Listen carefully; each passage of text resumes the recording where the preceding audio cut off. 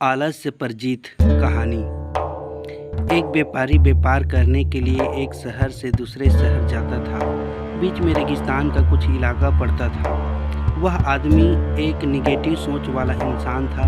हमेशा शिकायत करता रहता था कि मेरे पास ये नहीं है, वो नहीं है, इसकी कमी है, उसकी कमी है। एक दिन वह रेगिस्तान में से गुजर रहा था, तभी उसकी पानी की बोतल खाली हो जाती है। उसे बड़ी जोर की प्यास लगती है, लेकिन रेगिस्तान में पानी न मिलने की वजह से उसे बहुत गुस्सा आता है और बोलता है कि कितना खराब जगह है ना, कोई पेड़ ना पानी, रास्ता भी लंबा है, रेगिस्तान पार करना पड़ता है। तभी आसमान की तरफ देख करके कहता है कि भगवान, ये कैसे जगह बना दी है आपने। अगर मेरे पास में बहुत सारा पानी होता, बहुत सारे संसाधन होते तो इस जगह पर हरियाली कर देता, बहुत सारा पेड़ लगा देता। वह आदमी ऊपर देखकर ये सब बातें कह रहा होता है और ऐसा लग रहा था कि जैसे ऊपर वाले से जवाब का प्रतीक्षा कर रहा हो कि भगवान कुछ कह दे। अब चमत्कार ये हुआ कि वह जैसे ही नीचे देखा, उसे अपनी आंखों के सामने एक कुआं दिखाई दिया। वह पूरी तरह से घबरा गया, क्योंकि उसने कभी भी उस रेगिस्तान में कुआं नहीं देखा था। वह कुएं के पास पहुंचा और देखा कि कुआं पूरी तरह पानी से भरा हुआ है, परंतु वह आदमी निगेटिव सोच वाला था और हमेशा शिकायत करता रहता था। और फिर से आसमान की तरफ देखते हुए बोला, भगवान, पानी से भरा हुआ कुआं तो दे दिया, लेकिन पानी निकालूंगा कैसे। तो इस बार जब वह नीचे देखा तो फिर से चमत्कार हुआ। उसे कुएं के पास रस्सी और बाल्टी दिखाई दी, लेकिन आदमी फिर से ऊपर देखा और बोला, भगवान, अब इस पानी को ले जाऊंगा कैसे। तभी उसको एहसास हुआ जैसे उसके पीछे कोई है। वह पीछे मुड़कर देखा तो एक ऊंट खड़ा हुआ होता है।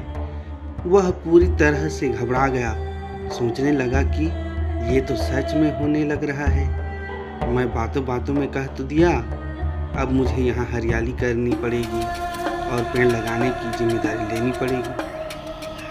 आदमी को पानी से भरा हुआ कुआं मिल गया, बाल्टी और रस्सी मिल गई, पानी को ले जाने के लिए ऊंट भी मिल गया, सब कुछ मिल गया।